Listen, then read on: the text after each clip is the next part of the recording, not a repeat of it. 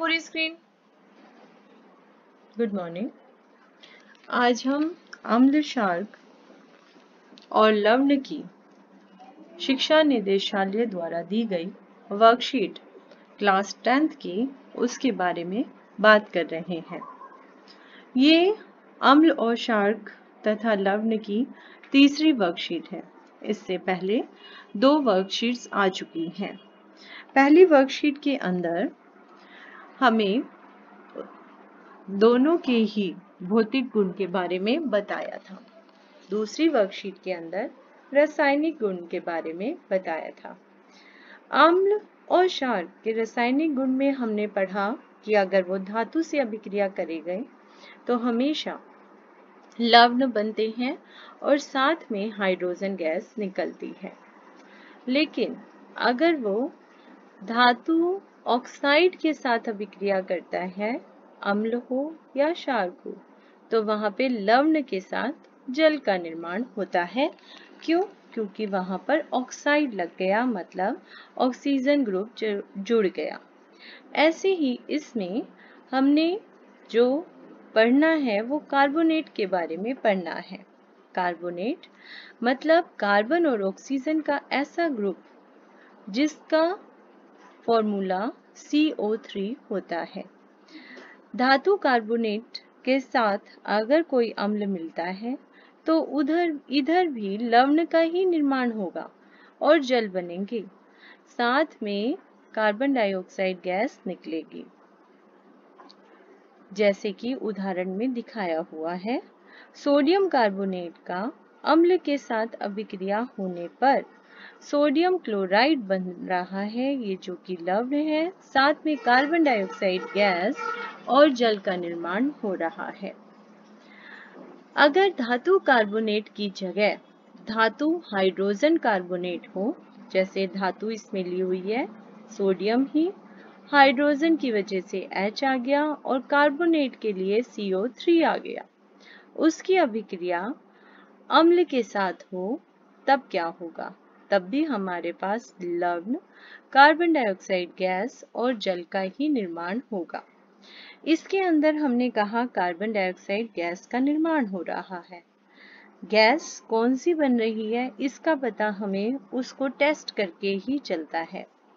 और यहाँ carbon dioxide gas का पता लगाने के लिए हम क्या करेंगे? जैसे हाइड्रोजन गैस का पता लगाने के लिए हमने साबुन का पानी लिया, उसमें से हाइड्रोजन गैस गुजारी और फिर बुलबुले बने।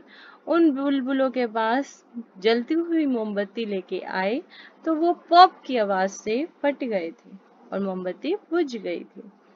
कार्बन डाइऑक्साइड का पता लगाने के लिए इस बार हम क्या करेंगे? हम वैसे ही सोडियम कार्बोनेट डालेंगे टेस्ट ट्यूब के अंदर, उसके अंदर अम्ल मिलाएंगे और एक गैस का निर्माण होगा। उस गैस को हम कॉर्क बंद करके डिलीवरी ट्यूब की सहायता से एक दूसरी टेस्ट ट्यूब में डालेंगे, जिस टेस्ट ट्यूब में पहले से ही चूने का पानी था। इस चूने के पानी के अंदर क्या होगा? उसका रंग, रिएक्शन होगी और उसका रंग दूधिया होना शुरू हो जाएगा। लेकिन ये जो दूधिया रंग है ये थोड़ी देर बाद गायब हो जाता है। ऐसा क्यों? क्योंकि पहले दूधिया रंग इसलिए बना क्योंकि उसमें अघुलनशील कैल्शियम कार्बोनेट बनना शुरू हो गया था। कैल्शियम कार्बोनेट, ठीक है। और जैसे ही अधिक मात्रा में उसे कार्बन डाइऑक्साइड मिलती रही और वो जल मिलता रहा, वो कैल्शियम हाइड्रोजन कार्बोनेट में बदलने लगा, जिसका रंग सफेद नहीं होता। ये रिएक्शन आपको 2 समीकरण में समझाई हुई है। देखिए, पहला कैल्शियम हाइड्रोक्साइड जो दूधिया रंग बना था,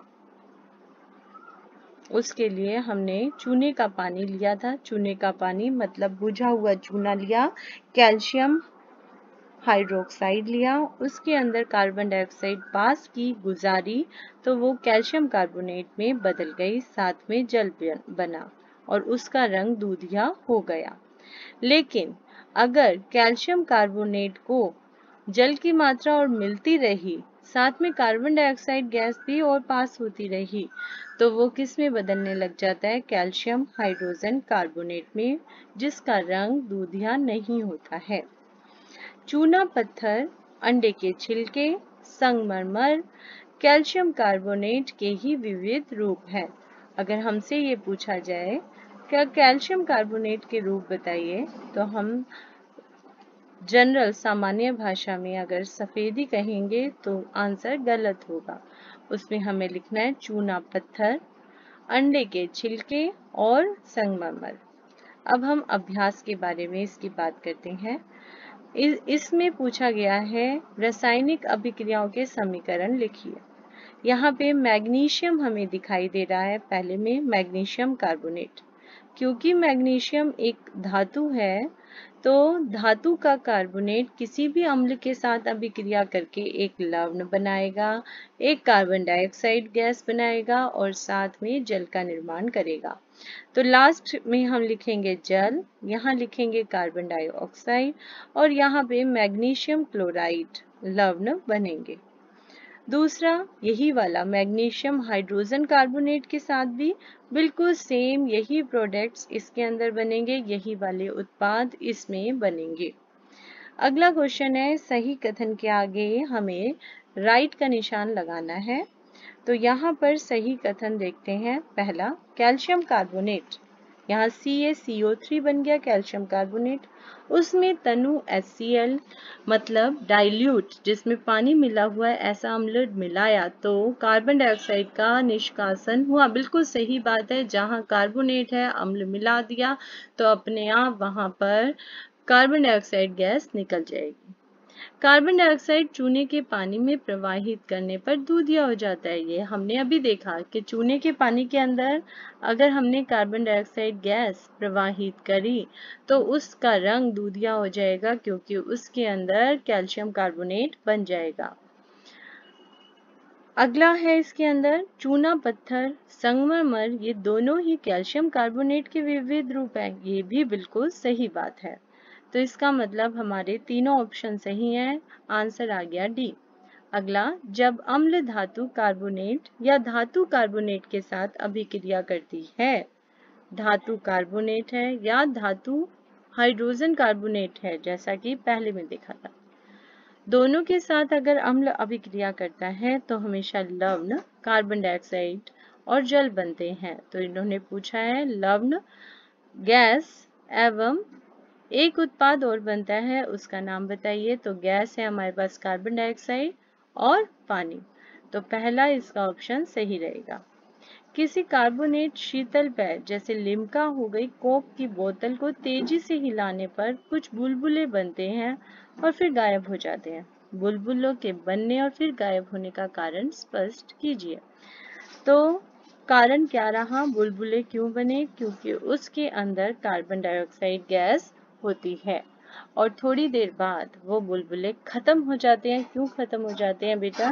क्योंकि उससे हाइड्रोजन कार्बोनेट बनना शुरू हो जाता है, जिसके कारण कार्बन डाइऑक्साइड गैस खत्म होने लगती है, जैसा कि इस रिएक्शन में दिखाया गया है। आई होप आप सबको ये वीडियो अच्छे से समझ आ रही होगी। आपको शिक्षा निदेशालय द्वारा दी गई वर्कशीट नंबर 9 10th क्लास की क्लियर हो गई होगी। अगर आपको समझ आया है तो आप चैनल को सब्सक्राइब कर सकते हैं। अगली वीडियो देखने के लिए चैनल को सब्सक्राइब कर लीजिए, जिससे कि आपके पास नोटिफिकेशन आ जाए। जब भी अगली वीडियो बनेगी आपको पता लग जाएगा। Thank you.